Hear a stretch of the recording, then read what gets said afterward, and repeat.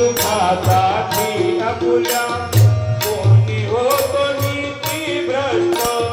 कोणी त्यागी जीवन आपुले